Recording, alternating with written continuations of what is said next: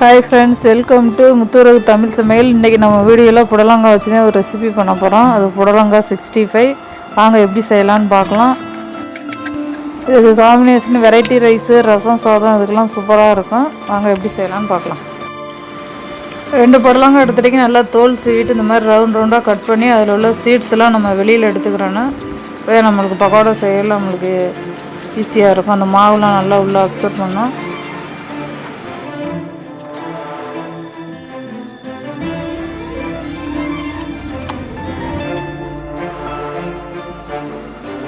இப்போ புடலங்காயெல்லாம் நம்ம கட் பண்ணி எடுத்தாச்சு. நம்மளுக்கு தேவையான அளவுக்கு 250 கிராம் எடுத்துருக்கோம், 1/4 கிலோ. இதுக்கு வந்து இப்போ மசாலா ரெடி பண்ணிக்கலாம். 2 டேபிள் ஸ்பூன் கடலை மாவு ஆட் பண்ணியாச்சு. 1 டேபிள் ஸ்பூன் அரிசி மாவு, 1/2 table spoon garam masala, 1 table spoon cornflour மாவு, இஞ்சி பூண்டு பேஸ்ட்டு வந்து 1 டேபிள் ஸ்பூன். நான் கொஞ்சமாக ஆட் பண்ணியிருக்கேன். 1 டேபிள் ஸ்பூன் சேர்த்தா போதும். இதில் ஒரு லெமனை கட் பண்ணி பாதியாக பிழிஞ்சு விட்டுட்டு தேவையான அளவு சால்ட்டு சேர்த்து நல்லா மிக்ஸ் பண்ணி விட்டுடலாம் மசாலாவை.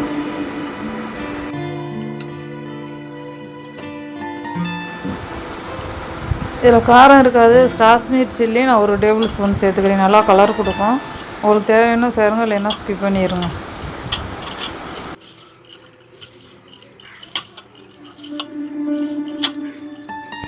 மஞ்சள் ஏற்கனவே சேர்க்கலை. ஒரு 1/4 டீஸ்பூன் சேர்த்து நல்லா மிக்ஸ் பண்ணிவிட்டு நம்ம கட் பண்ணி வச்சுருக்க புடலங்காயை இப்போ இதில் மிக்ஸ் பண்ணிக்கலாம். தண்ணிலாம் விட தேவையில்லை. புடலங்காயிலே நம்மளுக்கு தண்ணி விடும்.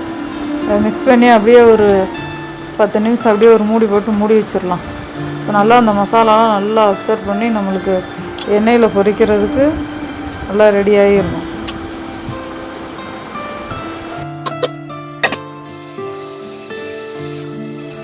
10 நிமிஷம் கழித்து இப்போ ஓப்பன் பண்ணி பார்த்தாச்சு. நல்லா மறுபடியும் மிக்ஸ் பண்ணிவிட்டு நல்லா எண்ணெயை காய வச்சு சூடான எண்ணெயில் பொரித்து எடுத்துடலாம்.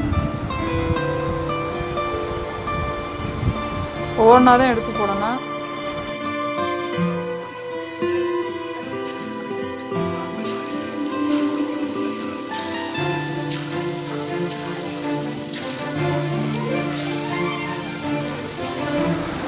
இப்போ நல்லா 2 பக்கம் நல்லா திருவி போட்டு நல்லா கோல்டன் ப்ரௌன் கலர் இருந்த உடனே நம்ம இப்போ எடுத்துடலாம்.